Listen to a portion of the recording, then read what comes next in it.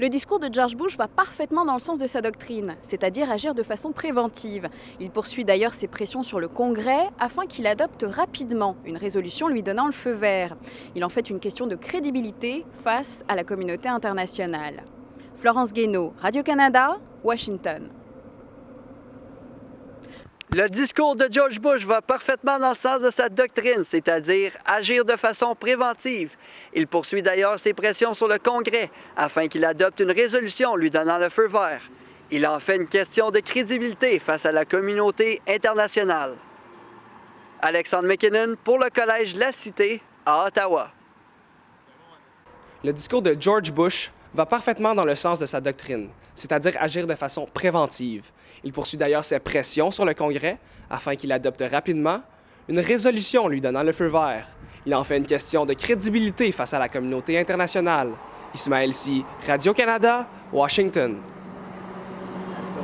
Le discours de George Bush va parfaitement dans le sens de sa doctrine, c'est-à-dire agir de façon préventive. Il poursuit d'ailleurs ses pressions sur le Congrès afin qu'il adopte rapidement une résolution lui donnant le feu vert.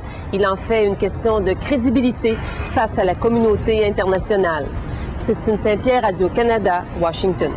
L'ex-conseiller municipal Michel Saint-Laurent a-t-il encore de l'influence à Baie-Comeau?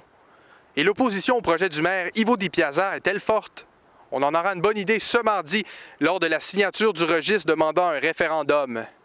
Ici Sébastien Duval, TVA Nouvelles, à Baie-Comeau. L'ex-conseiller municipal Michel Saint-Laurent a-t-il encore de l'influence à Baie-Comeau? Et l'opposition au projet du maire Ivo Di Piazza est-elle forte? On en aura une bonne idée ce mardi lors de la signature du registre demandant un référendum. Ici Jérémy Lefebvre pour La Cité, à Gatineau. L'ex-conseiller municipal Michel Saint-Laurent a-t-il encore de l'influence à Baie-Comeau? Et l'opposition au projet du maire Ivo Di Piazza est-elle forte? On en aura une meilleure idée ce mardi lors de la signature du registre demandant un référendum. Ici Liban Sultan, TVA, Toronto. L'ex-conseiller municipal Michel Saint-Laurent a-t-il encore de l'influence à Baie-Comeau? Et l'opposition au projet du maire Ivo Di Piazza est-elle forte?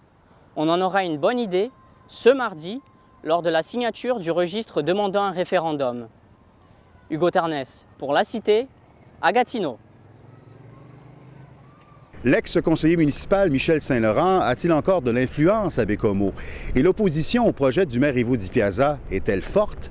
On en aura une bonne idée ce mardi lors de la signature du registre demandant un référendum. Daniel Tremblay, TVA, Baie-Comeau. Les travaux de construction vont commencer le mois prochain et ça prendra entre 5 et 7 ans avant que tout soit livré. Plusieurs centaines de nouveaux emplois seront créés à l'hôpital. On ne sait pas encore exactement combien. Tout comme on ne sait pas si le gouvernement de l'Ontario aura l'argent nécessaire pour faire fonctionner tout ça. Denis Beaugagnon-Thibault, La Cité, Ottawa. Les travaux de construction vont débuter le mois prochain et ça prendra entre 5 et 7 ans avant que le tout soit livré. Plusieurs centaines de nouveaux emplois seront créés à l'hôpital. On ne sait pas encore exactement combien. Tout comme on ne sait pas si le gouvernement de l'Ontario aura l'argent nécessaire pour faire fonctionner tout ça. Alex Pilote, TVA Nouvelles, à Ottawa. Les travaux de construction vont débuter dès le mois prochain et ça prendra entre 5 et 7 ans avant que tout soit livré. Plusieurs centaines de nouveaux emplois seront créés à l'hôpital. On ne sait pas encore exactement combien, tout comme on ne sait pas si le gouvernement de l'Ontario aura l'argent nécessaire pour faire fonctionner tout ça. Daniel Tremblay, à Ottawa. Monique Gagnon-Fournier va comparaître de nouveau le 17 avril. La même date, Robert Lagacé va recevoir sa sentence. Dans les annales judiciaires de l'Outaouais, c'est la première fois qu'il y a un tel délai entre un meurtre et une accusation. Un record qui nous rappelle que la justice a le bras long. Catherine Balog pour le Collège La Cité à Gatineau. Monique Gagnon-Fournier va comparaître de nouveau le 17 avril. La même date, Robert Lagacé va recevoir sa sentence. Dans les annales judiciaires de l'Outaouais, c'est la première fois qu'il y a un tel délai entre un meurtre et une accusation. Un record qui nous rappelle que la justice a le bras long. Karine Charlebois, Radio-Canada, Ottawa. Monique Gagnon-Fournier va comparaître de nouveau le 17 avril. La même date, Robert Lagacé va recevoir sa sentence. Dans les annales judiciaires de l'Outaouais, c'est la première fois qu'il y a un tel délai entre un meurtre et une accusation. Un record qui nous rappelle que la justice a le bras long. Andréane Demers pour le Collège La Cité à Gatineau. J'ai-tu fait un assez... Monique Gagnon-Fournier va comparaître de nouveau le 17 avril. La même date, Robert Lagacé va recevoir sa sentence. Dans les annales judiciaires de l'Outaouais, c'est la première fois qu'il y a un tel délai entre un meurtre et une accusation. Un record qui nous rappelle que la justice a le bras long. Héloïse Rodriguez, Radio-Canada, Ottawa. Monique Gagnon-Fournier va comparaître de nouveau le 17 avril. La même date, Robert Lagacé va recevoir sa sentence. Dans les annales judiciaires de l'Outaouais, c'est la première fois qu'il y a un tel délai entre un meurtre et une accusation. Un record qui nous rappelle que la justice a le bras long. Émilie Pelletier, La Cité, au Palais de justice de Gatineau.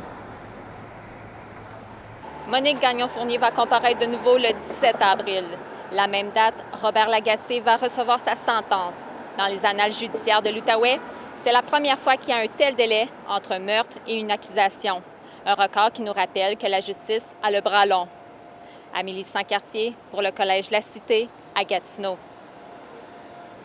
Monique Goulet-Fournier va comparaître de nouveau le 17 avril. La même date, Robert Lagacé va recevoir sa sentence.